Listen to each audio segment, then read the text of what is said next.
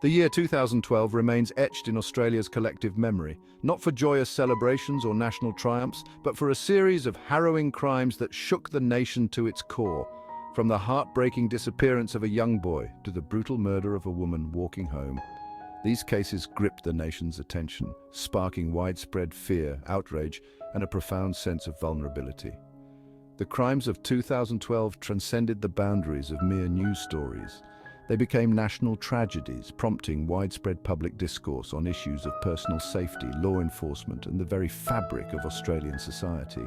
This essay delves into three of the most significant criminal cases that unfolded in Australia in 2012. The disappearance of Daniel Morecambe, the murder of Jill Maher, and the Snowtown murders.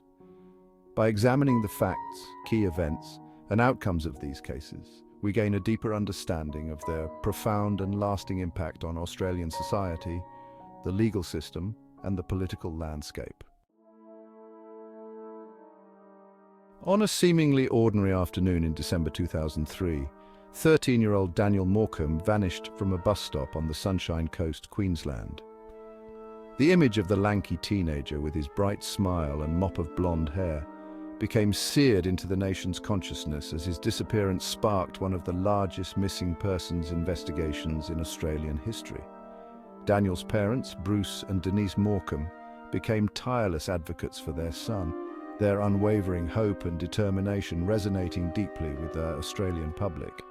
They organised rallies, printed T-shirts with Daniel's face, and tirelessly campaigned for increased child safety measures.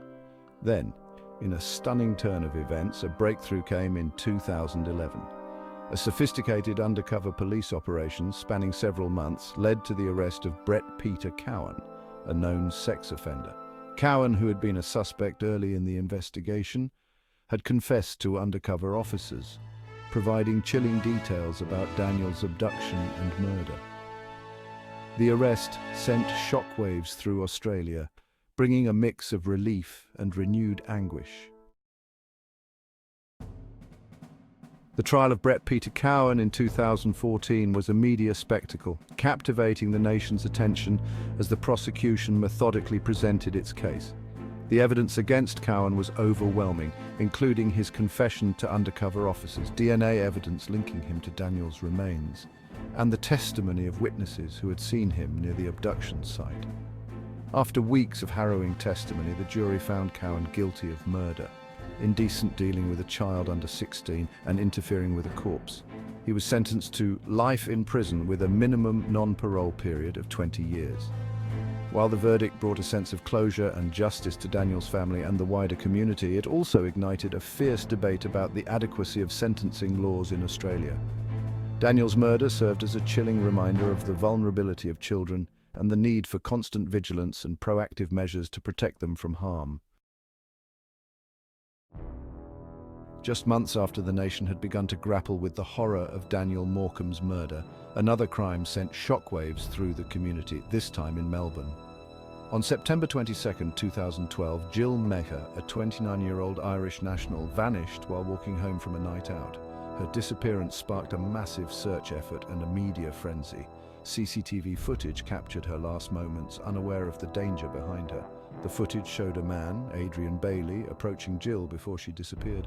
Jill's body was found in a shallow grave 6 days later, causing grief and outrage. Vigils were held, with thousands expressing their condolences and anger. The arrest and subsequent trial of Adrian Bailey for the rape and murder of Jill Maher brought to light a chilling truth. A dangerous predator had been allowed to roam free despite a history of violent offences. Bailey had a long criminal history, including convictions for rape and violent assault. At the time of Jill's murder, he was on parole for previous rape convictions. The revelations about Bailey's past sparked widespread anger and disbelief. The public demanded answers, leading to a full-scale review of Victoria's parole system and calls for tougher sentencing laws. Bailey's trial was a harrowing ordeal for Jill's family and the wider community. In June 2013, Bailey was found guilty of raping and murdering Jill Maher and sentenced to life in prison with a non-parole period of 35 years. The judge, in handing down the sentence, described Bailey's crimes as utterly abhorrent and in the upper echelon of depravity. While the cases of Daniel Morecambe and Jill Meher gripped the nation's attention in 2012, the echoes of an even more horrific crime still reverberated through the Australian psyche. The Snowtown murders, also known as the Bodies in Barrels murders, were a series of killings that took place in South Australia between 1992 and 1999. The gruesome discovery of 8 dismembered bodies hidden in barrels in a disused bank vault in the small town of Snowtown in 1999 sent shockwaves through Australia and beyond. The murders, marked by their extreme violence and depravity, exposed a dark underbelly of Australian society and the terrifying capacity for human cruelty. The investigation into the Snowtown murders was one of the largest and most complex in Australian criminal history. The ringleader of the group was John Justin Bunting, a charismatic but deeply disturbed individual who exerted a powerful hold over his accomplices. The trial of John Bunting and his co-accused Robert Wagner and James Vlasakis was a macabre spectacle that captivated and horrified the nation in equal measure.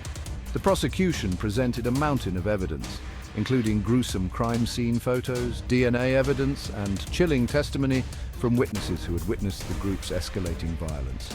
The trial exposed the depths of Bunting's depravity and the chilling ease with which he was able to manipulate and control his accomplices.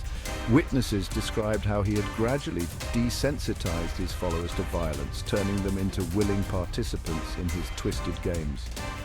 The jury found Bunting and Wagner guilty of 11 and 10 counts of murder, respectively, making them 2 of Australia's most prolific serial killers. The Snowtown murders left an indelible scar on the Australian psyche.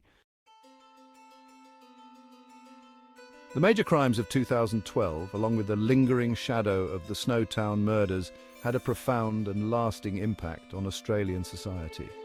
The cases ignited widespread fear and anxiety, particularly among women who were forced to confront the reality that even seemingly safe public spaces could become hunting grounds for predators. The media coverage of these crimes, while essential for informing the public, also contributed to a climate of fear.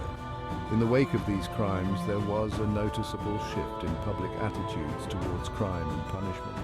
Calls for tougher sentencing laws, increased police presence, and greater investment in crime prevention programs intensified. The public demanded action, and the government responded with a raft of new legislation and policy changes aimed at addressing community concerns. They sparked a national conversation about the underlying causes of violence, the role of social factors, and the need for a more holistic approach to crime prevention. The high-profile crimes of 2012 exposed flaws in Australia's legal system, particularly in the areas of parole and sentencing. The fact that Adrian Bailey, a known violent offender, was on parole at the time of Jill Meher's murder sparked outrage and led to a fundamental review of parole procedures in Victoria.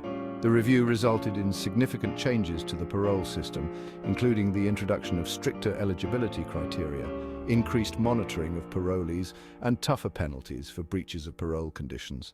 Similar reforms were implemented in other states and territories as lawmakers sought to reassure the public that lessons had been learned from these tragedies. The sentencing of Brett Peter Cowan and other high-profile offenders also sparked debate about the adequacy of existing penalties.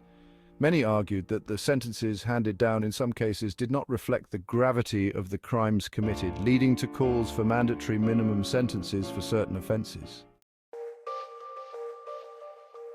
The crimes of 2012 had significant political ramifications, with both state and federal governments under pressure to address public concerns about safety and justice.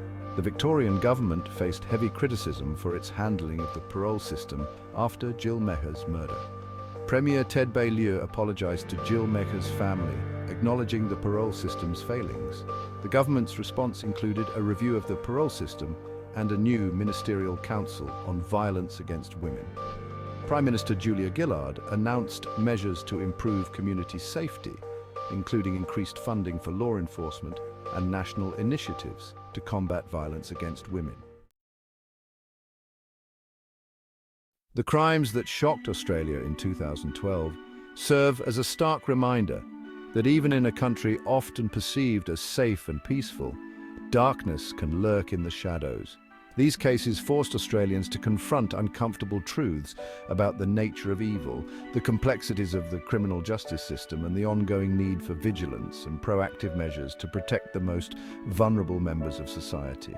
While these crimes left an indelible scar on the national psyche, they also sparked a wave of activism and a renewed determination to create a safer and more just society.